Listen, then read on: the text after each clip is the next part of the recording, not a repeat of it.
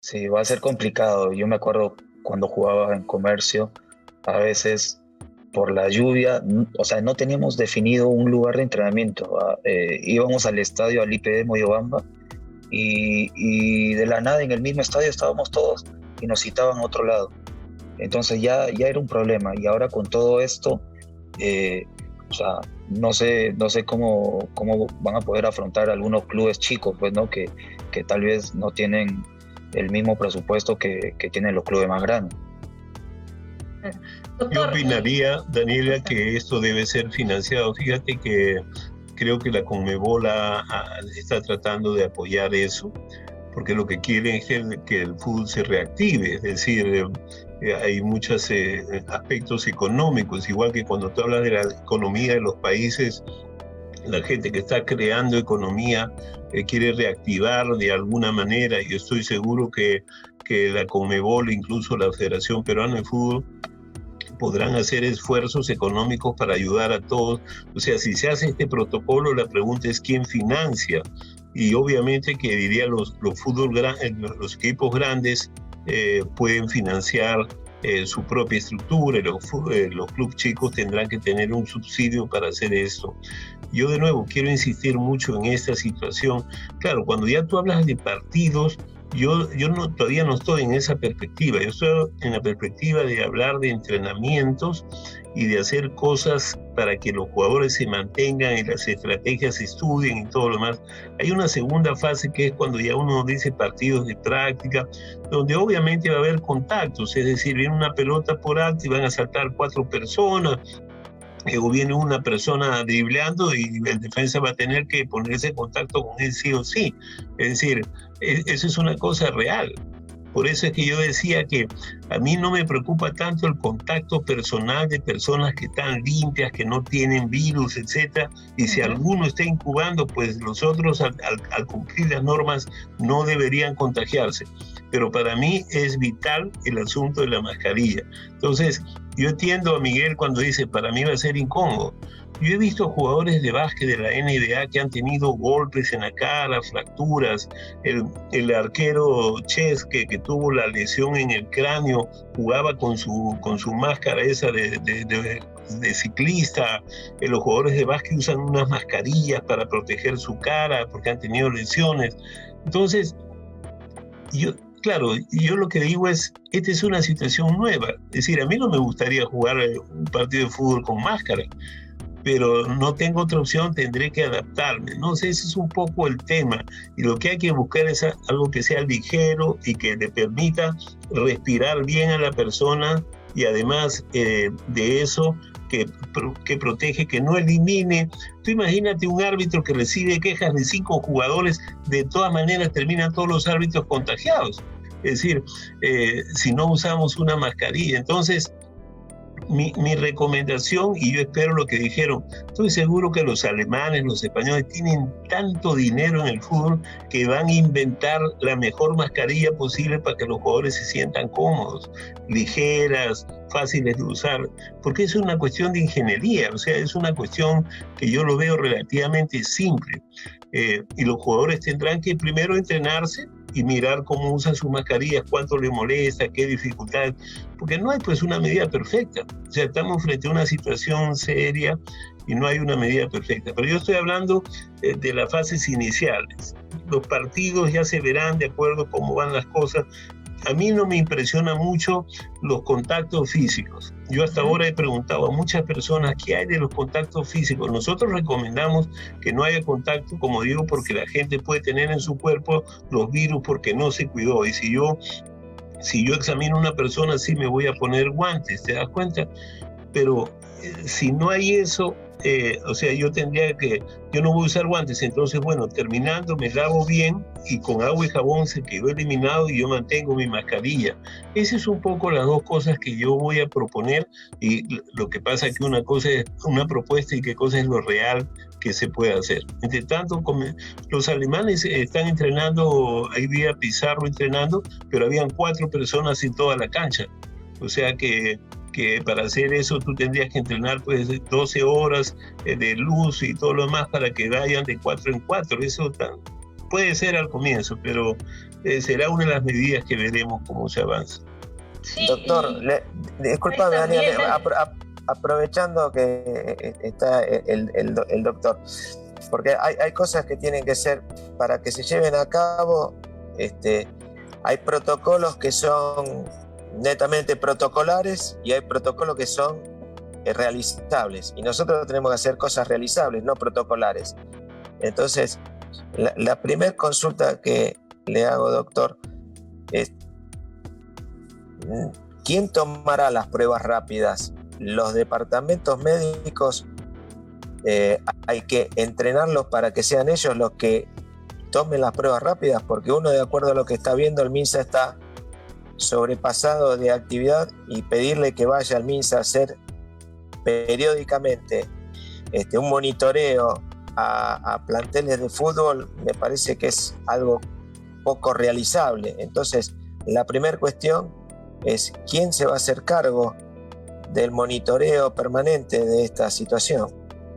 Claro, la respuesta es más o menos así. Hoy en día se pueden comprar, o sea, ya se salió de estas dificultades enormes cuando tú tienes una pandemia con un solo laboratorio. Se atraca, trabajan 24 horas y no pueden resolver, por eso ya se ha diseminado.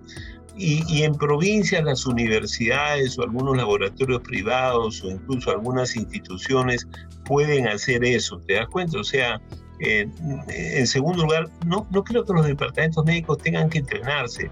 Lo que pasa es que los clubes tienen que ir a hacer ese servicio. Lo que puede hacer la federación es comprar, digamos, 10.000 pruebas rápidas. Y hoy en día existen en el mercado esa opción, se buscan buenas pruebas y se distribuyen de acuerdo a las provincias. Y entonces, en esas provincias te puedo asegurar que hay grupos que están bien entrenados donde los jugadores pueden ir, o el equipo técnico, todas las personas que están alrededor del club, y se van todos a hacerse la prueba, y lo hace, digamos, una persona entrenada en eso. O sea, tú pagas ese servicio para que te lo hagan.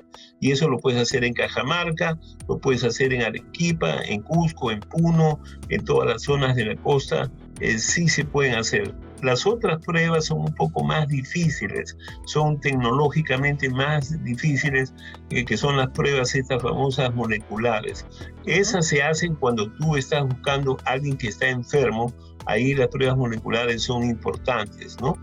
Pero si tú estás tratando de mirar quienes han estado infectados o están infectados sin que se den cuenta, o sea, son asintomáticos. Yo había mencionado que el 50% son asintomáticos, pero sí son contagiantes, y son contagiantes por 2 semanas. Entonces, uno lo que puede hacer es pruebas, y de aquí a 2 meses probablemente vuelva a hacer pruebas un poco para saber qué ocurre entre los jugadores. Te das cuenta, o sea, un poco para saber si hay contagio, si no hay contagio, si las medidas que estamos recomendando son buenas, no se contagiaron, a pesar de que mucha gente se puede contagiar en su casa, en su barrio, etcétera. Pero claro, una de las cosas que los profesionales tendrán que aceptar es que tienen ellos que educarse muy bien y educar a su familia para no dejar de trabajar y no enfermarse. Pero, doctor, y acá hay una pregunta que me viene rápido, ¿no? El tema de las tomografías pulmonares son incluso más específicas que las pruebas rápidas, ¿no? Los jugadores, en caso se vaya a reiniciar la liga, ¿deberían también pasar por estas pruebas? No, eso sirve solamente para los enfermos. No es parte de un chequeo. O sea, el chequeo, la tomografía es cuando tú ya estás enfermo, ya tienes síntomas, la tomografía sirve mucho. Y ahora estamos propiciando en sitios donde no hay tomógrafos, incluso con ecografías se puede mirar, pero estás hablando de los enfermos. Yo estoy hablando de los sanos y las personas que, si van a estar enfermas, los departamentos médicos sí pueden ser entrenados para saber que mandar a los jugadores a su casa y mirar lo que se llaman signos de alarma para que estas personas vayan. Y también hay que educar a que en su familia estén protegidos, y si alguien en su familia está enfermo, este jugador también quiere quedar en observación. Es decir, hay varias modalidades que hacer.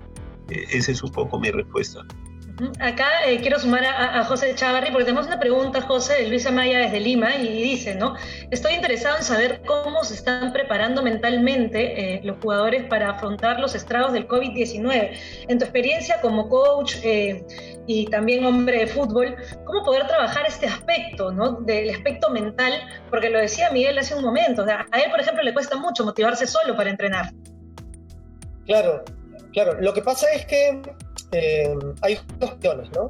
Siempre se habla de lo que es la motivación de lo que es la extrínseca y la intrínseca. La ideal es la intrínseca, la que proviene de ti mismo, aquella que llevas contigo siempre. Es decir, hemos escuchado muchísimas veces, y de hecho se hace siempre, estas famosas charlas motivacionales que te puede dar alguien que tiene experiencia en el tema y te levanta el ánimo, y de pronto previo a un partido es ideal. Pero si tú no tienes las herramientas en ti para tú mantenerte en un estado tal, entonces es difícil, como dice Miguel. ¿Y cómo hacerlo? Bueno, hay muchas formas, pero sobre todo tiene que ver con una cuestión de ejercicio mental. O sea, tus pensamientos tienen que ser positivos, tienen que ver con visualizar una situación positiva, no concentrarte en aquello, si quieres, negativo o no positivo que está ocurriendo, sino todo lo contrario. Visualizar que la temporada pronto empezará, que los entrenamientos pronto empezarán, y de esa manera también concentrarte en tu entorno, en cosas positivas. Es la mejor manera de mantener esa fuerza mental, porque yo no he sido futbolista, pero yo me puedo imaginar lo que siente Miguel, porque son personas profesionales cuyo trabajo es jugar al fútbol. Y si no lo tienes, entonces te sientes que te falta algo. Es tu forma de vida.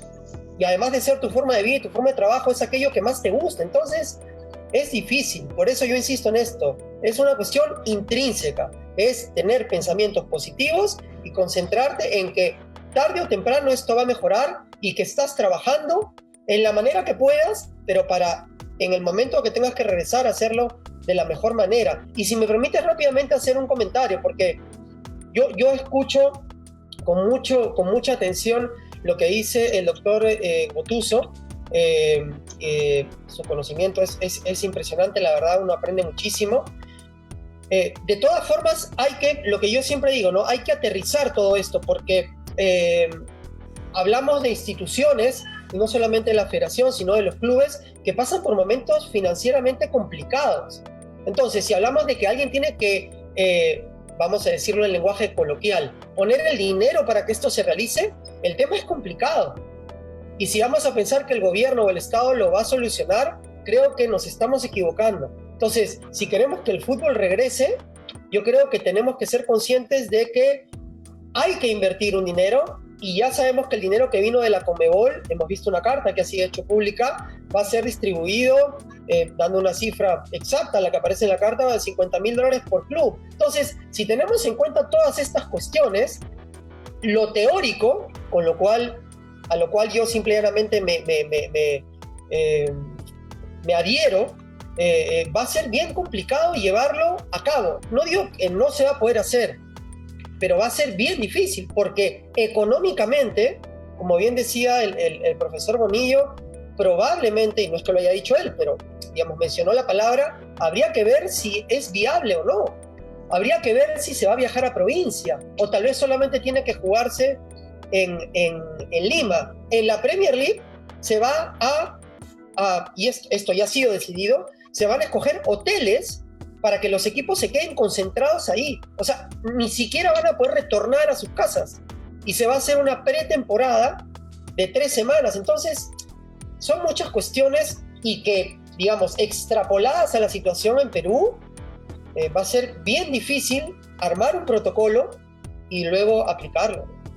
Miguel, en tu caso, en el tema psicológico que mencionaba José también al principio, ¿cómo trabajarlo, no? Porque creo que todos somos conscientes que a pesar de que es algo intrínseco, que uno tiene que trabajar y pensar de manera positiva, es imposible no convivir con el temor de contagiarte o no, porque estamos frente a un enemigo invisible realmente.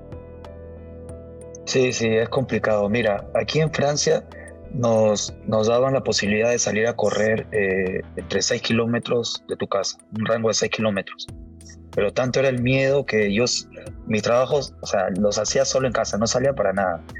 Y bueno, en lo psicológico, yo vivo con un amigo, con mi mejor amigo. Y, o sea, él también me está ayudando, o sea, somos dos. Él me anima a entrenar, él comienza, entonces él ya sabe cómo soy, sabe que me cuesta. Entonces, por ahí él es el que da el primer paso y ya yo voy, yo lo sigo, ponemos musiquita, cositas así, o sea, tratar de adaptarse a lo que tenemos, ¿no? Y bueno, hay que buscarle solución a eso, o sea, a esas cositas, esos detallitos.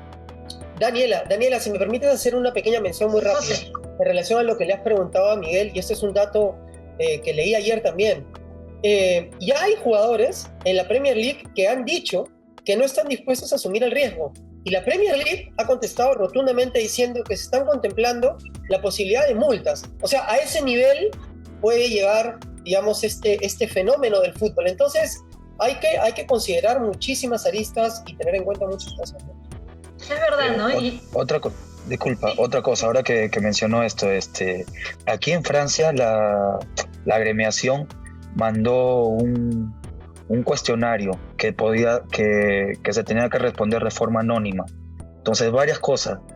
Y por lo que yo tengo entendido con algunos compañeros, la mayoría respondió que no quería jugar. Ajá. O sea, que tenían ese miedo y esas cosas. Porque también, o sea, era incómodo porque planteaban ponerse mascarillas, un montón de cosas, ¿no? Entonces, lo que me contaron mis amigos fue eso, que la mayoría votó porque no estaban dispuestos. Mira, qué interesante lo que nos cuenta Miguel. Quería leer una pregunta acá de Reinaldo Soto desde ICA, y me parece que es el profesor Néstor Bonillo el más indicado para responderla, porque dice, ¿no? ¿Cómo analizará el comando técnico de la selección peruana los posibles convocados? Hay que tener en cuenta que hay convocados que son recurrentes, ¿no es cierto? Sabiendo que se va a dar inicio a las clasificatorias, ya sea en septiembre o a inicios del próximo año, y nuestros jugadores no van a tener continuidad futbolística, ¿no? ¿Cómo se analiza eso, profe? Bueno, vamos a tener una ventaja. Si estamos todos iguales, no vamos a tener dificultades porque ningún jugador estaría con ritmo. El tema es lo que y la dificultad, un poco lo esbozó el doctor Eduardo cuando dice los diferentes momentos de cada continente y de cada país con respecto a esta pandemia.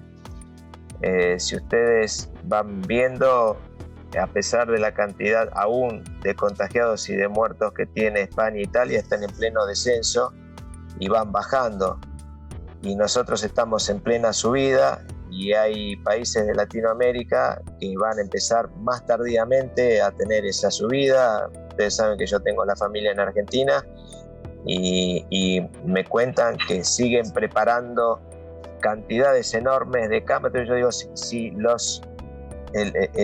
la sanidad, si la salud pública prepara y sigue preparando camas y camas y camas, es porque ven que en algún momento la van a utilizar. Y en este momento Argentina tiene muy pocos infectados y muy poca cantidad de muertos producto y siguen armándose. Entonces uno piensa que esto va a ser complejo, por eso vamos a encontrar algún continente que está, o un país que está en una etapa, otro continente, otro país que está en otra etapa. Eso va a ser de mucha complejidad. Y bueno, ahí tendremos que ver exactamente, respondiendo a la pregunta, vamos a tener que ver cada liga y cada futbolista y analizarlo, en qué situación está, cómo lo podemos traer, que es otro tema. Las fronteras en algunos lugares están cerradas, en otros lugares están abiertas. Entonces, bueno, es una dificultad que día a día, y eso el doctor lo sabe mucho mejor que yo, día a día aparece un protocolo nuevo, día a día aparece una solución que es diferente a la anterior. El doctor, por ejemplo, dice, bueno, vamos por las mascarillas, y a lo mejor dentro de un tiempo se encuentra una mascarilla que soluciona el tema, o ven que sin mascarillas y con los protocolos de seguridad que tienen, la cosa funciona bien y las mascarillas quedan aparte. Entonces es muy dinámico todo esto y tenemos que ir observando permanentemente qué funciona, qué no funciona en los distintos lugares del mundo.